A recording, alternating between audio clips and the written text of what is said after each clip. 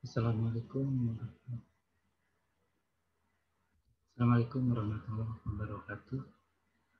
Perkenalkan, nama saya Asif Badrul Jamaluddin.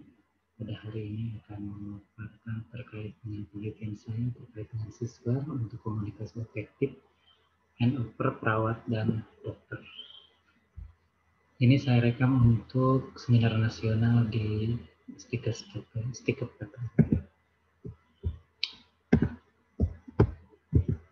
Oke, konten yang akan disampaikan yang pertama terkait dengan ikhtisar ya, jenis studi, hasil studi, latar belakang, penelitian sebelumnya, interpretasi data, simpulan, saran, dan implikasi. Komunikasi sisbar itu panjangan dari salam, introduction, situation, background, assessment, dan recommendation. Untuk komunikasi efektif antara perawat dan dokter di Santosa Hospital Bandung Sentral.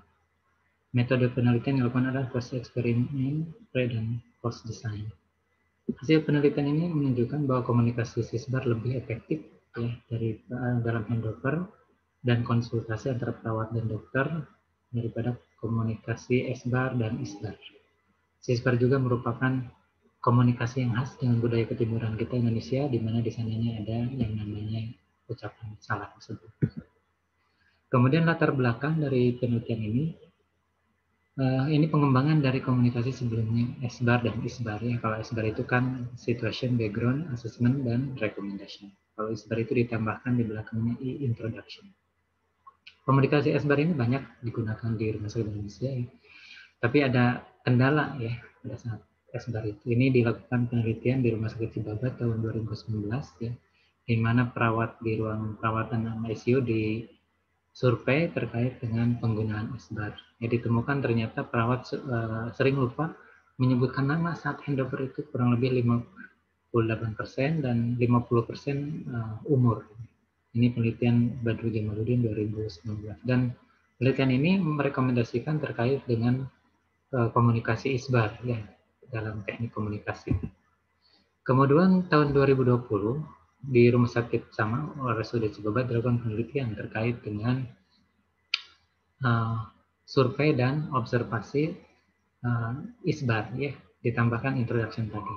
Dan ditemukan ternyata habis pelatihan workshop isbar itu ada peningkatan ya dalam menyebutkan nama ya saat laporan. Jadi dari 57% menjadi 100% di ICU, dan di ruang inap itu 20% menjadi 79%. Dan untuk melihat ada hubungan tidaknya dengan pre dan post, ditemukan ada sangat signifikan ya terkait dengan pengaruh isbar dalam teknik komunikasi. Sehingga ini isbar itu efektif waktu itu untuk dilakukan di Rumah Sakit Cibabat. Kemudian di Rumah Sakit Santosa dilakukan tambahan juga ya dengan adanya S di depannya. Yang dipakai di Santosa itu SBAR, Situation, Background, Assessment, dan Recommendation. Nah, sebelum dilakukan pelatihan SISBAR, diobservasi dulu terkait dengan penggunaan SBAR di ruangan. Yang dipakai ruang penyakit dalam ya, Ruby Barat dan Ruby Timur, sebanyak 20 orang. Ini para PJ ya, penanggung jawab shift, di mana mereka yang sering komunikasi handover dengan dokter. Dan dari satu ruangan diambil 10 orang. Kemudian dilakukan observasi sebelum pelatihan, ya. Kemudian didapatkan hasilnya, kemudian dilakukan pelatihan SISBAR, kemudian 2 minggu setelahnya itu hanya diingatkan tiap minggu terkait dengan penggunaan SISBAR. Dan setelahnya dilakukan pos pelatihan SISBAR minggu ketiga. Observasi yang dilakukan di SISBAR, ya, pre dan pos di 10 perawat di ruang Ruby Barat. Nah, ditemukan pre ini poin-poin yang ada di SISBAR ya, salam, introduction, situation, background, assessment, recommendation, dan recommendation. Ini ada 8 jadi 10, 4 jadi 5, jadi ada peningkatan ya. Semuanya juga recommendation sama di komunikasi itu ada peningkatan.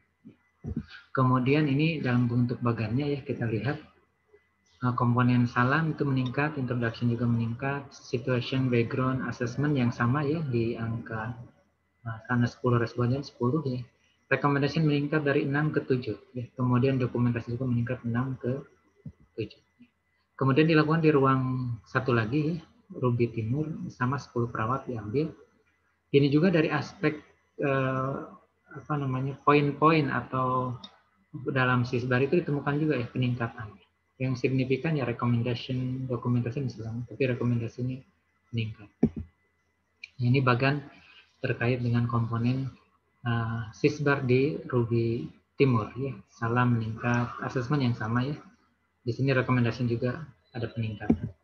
Itu dari poin-poin terkait dengan sisbar komponennya. Kemudian sekarang kita lihat terkait dengan perorangannya ya. Dari 10 orang itu mana sih yang menjawab konsisten dari 7 tadi ya. Salam, introduction, situation, background, assessment, dan recommendation, satu lagi documentation.